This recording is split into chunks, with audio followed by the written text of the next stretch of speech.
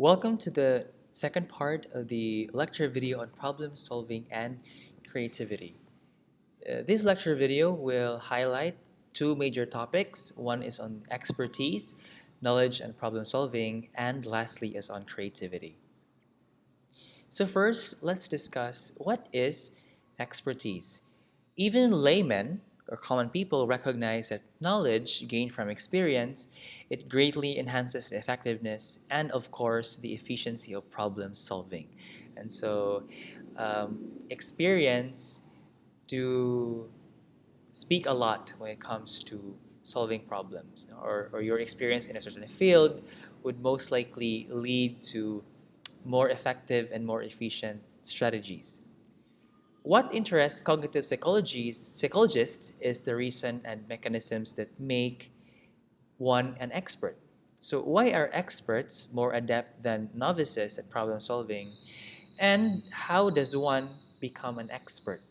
So, expertise has to do something with, or is about having a superior skill or achievement, reflecting a well developed and well organized knowledge base.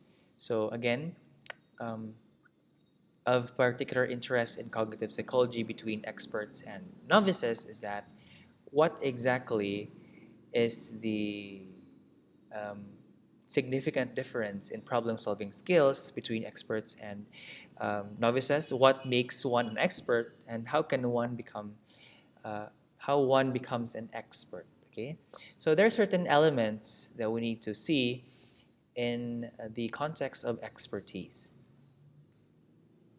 The first one is on the organization of knowledge. So it has something to do with that the value of expertise does not uh, only come from knowledge and information. Okay, it's not just having all these information from your experiences, but it also has to do with retaining those knowledge in a structured manner. So there is uh, a certain structure. There is an organized set of information coming from your experiences in a certain field. That is, understanding how information on a topic is organized. It's not just free fleeting. It's not, not it's not unstructured, but it is organized into parts and how those parts relate to one another. So, how one becomes an expert, or a difference between experts and novices, is that for experts, they have an organized set of several information. Okay, so on one study comparing the ability of chess masters than that of beginners in chess, in the ability to recall the position of chess piece on a board. So this is what they found out. Of course, the chess masters demonstrated a much better ability to recall their locations, but only when the chess pieces were in combinations and locations that would be the plausible result of an actual gameplay. So they were able to recall, better than the novices in recalling locations, but only when the chess pieces where in combinations and locations that would be possible when he or she is actually in a real game or chess game. In non-plausible combinations and configurations, again, there are combinations that are not really possible in a real game. The masters scored no better than novices in recalling their positions.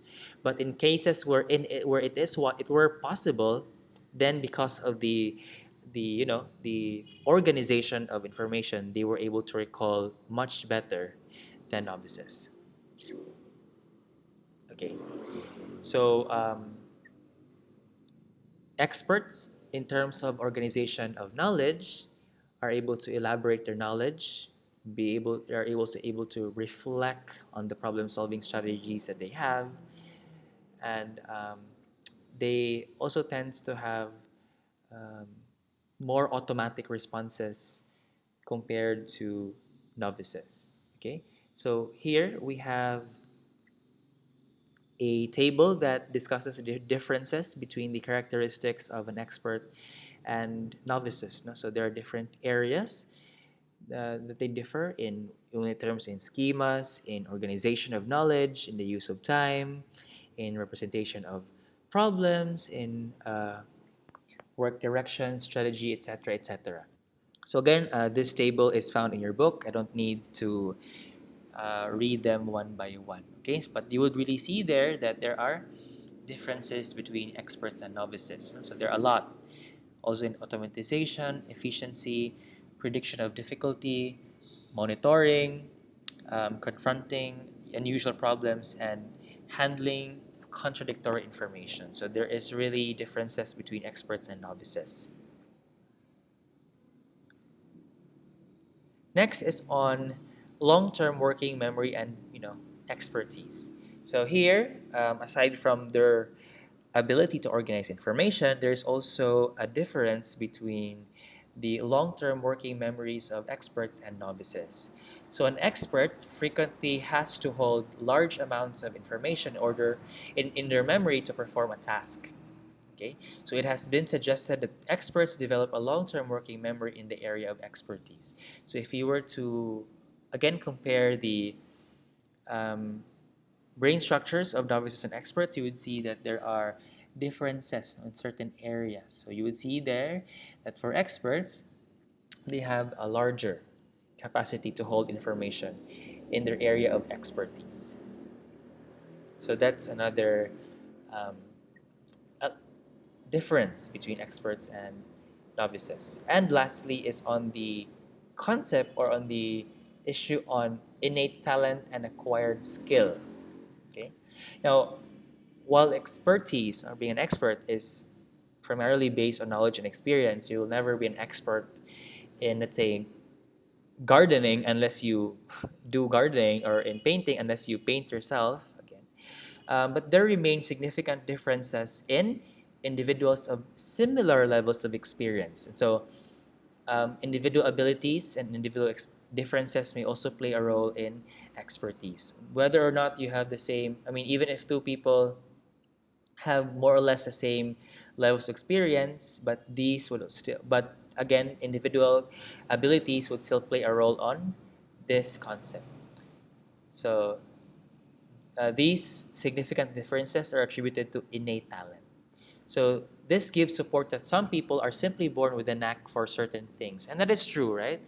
Um, when you remember your discussion on developmental psychology, right, on the interactions, development is basically a product of the constant interaction of genetic components and environment and experience, right? So you may have a certain specific talent, or a certain genetic predisposition to a certain ability, but unless the environment nurtures it, then you wouldn't be able to maximize your ability for it.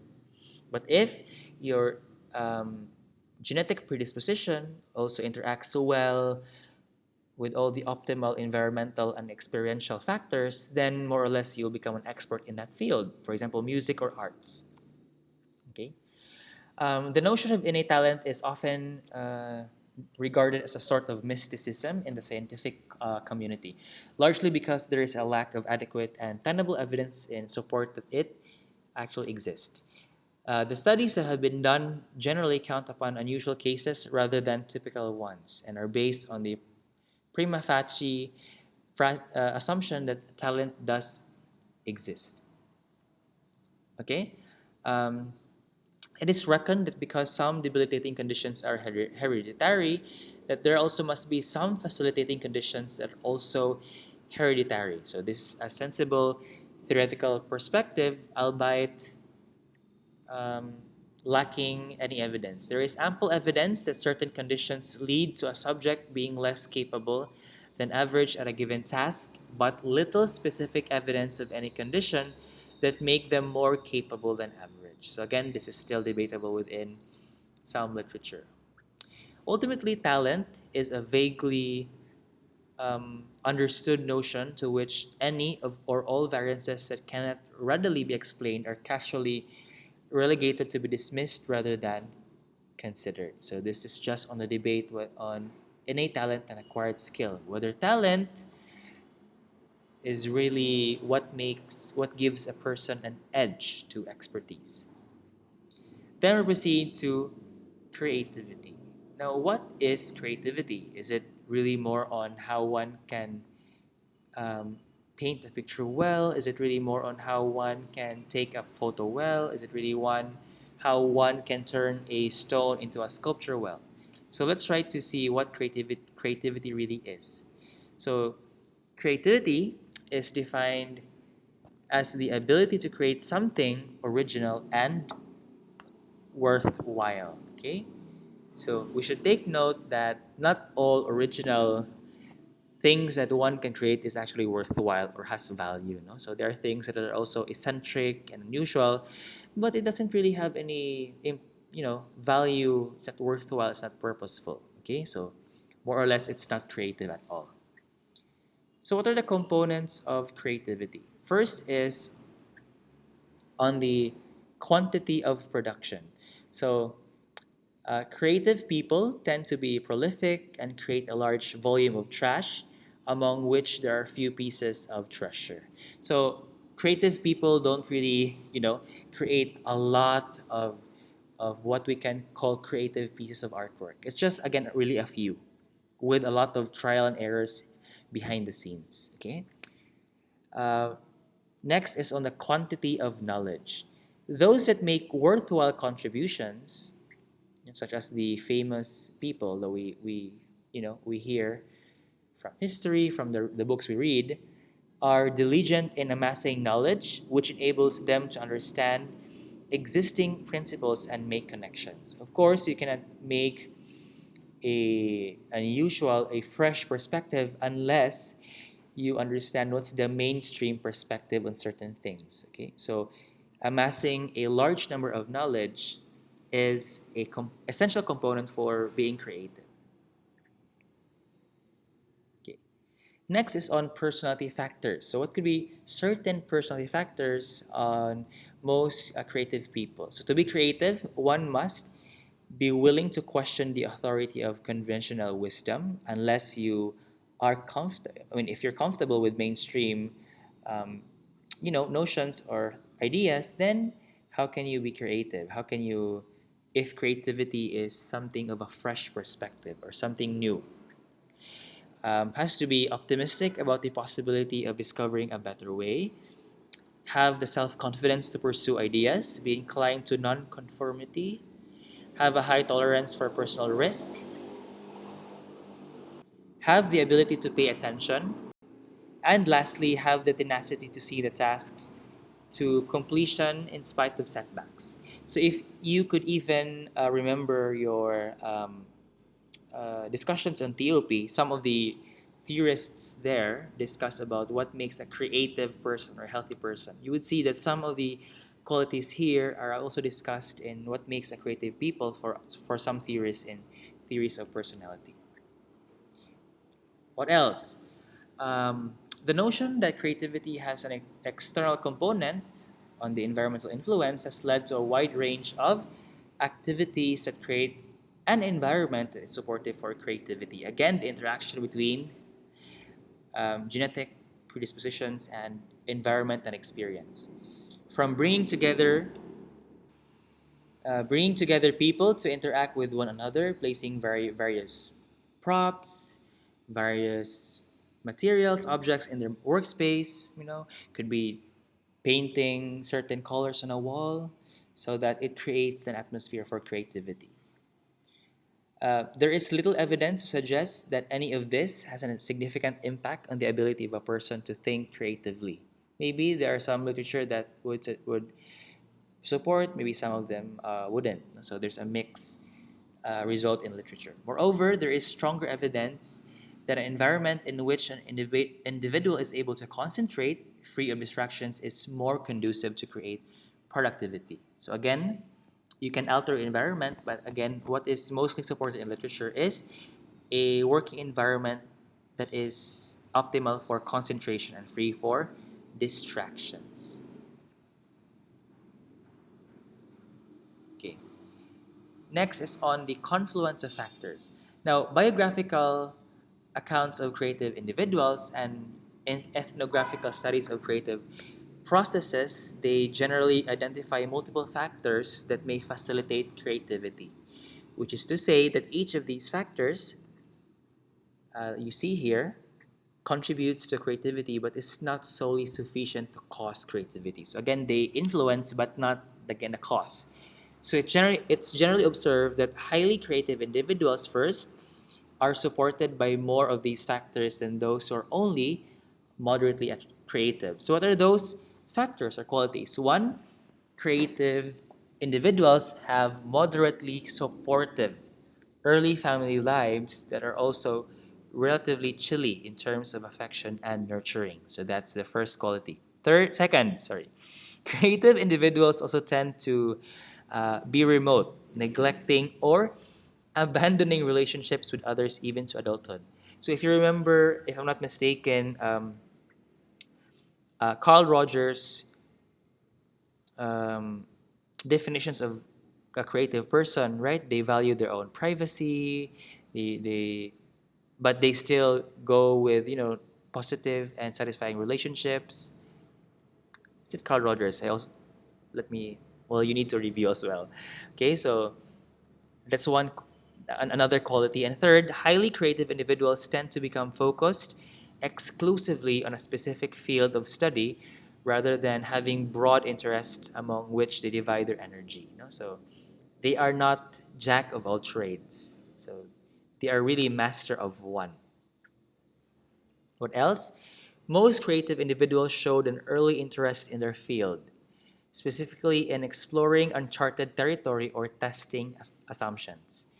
In general, they amassed knowledge and skills in their field for about a decade before having a revolutionary breakthrough. So again, it took them time to have a breakthrough in the certain field they're interested in.